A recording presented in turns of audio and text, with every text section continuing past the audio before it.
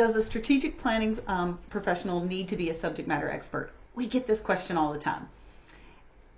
It's at least once a week I get a phone call, an email from a prospective client, and they say, we work in this particular field. Maybe it's pharmaceuticals, maybe it's a health department, maybe we worked with a conservation group, a publishing company, all these different types of fields.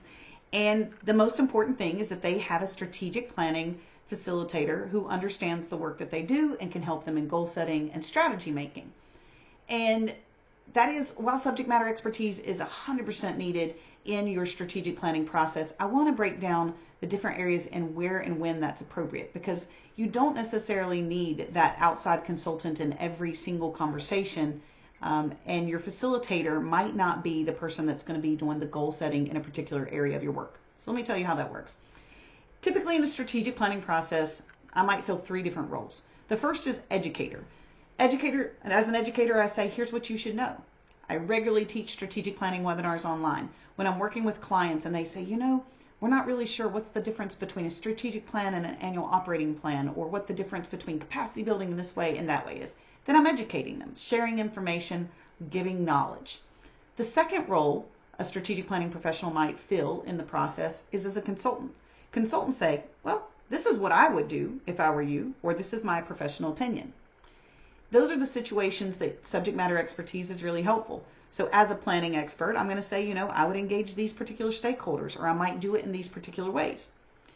But that might not be going into detail on a particular area. For example, what are the timelines for editing a particular book if you're a publishing company? If that's not my expertise as a consultant, then I'm going to say, let's bring in a subject matter expert to kind of map that out, and then we'll continue our conversation. Finally, the third role that a strategic planning professional might play is that of a facilitator.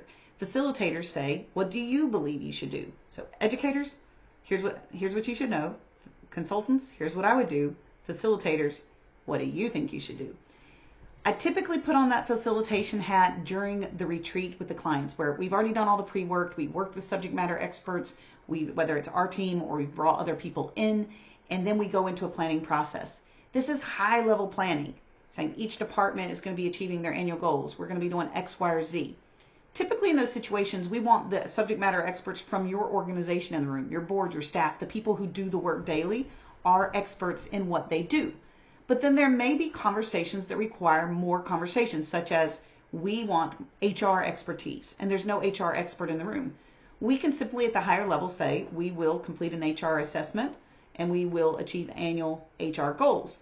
And then we would pass that along, it's still in the strategic plan, to the subject matter expert who is specific to HR. Okay, does that make sense?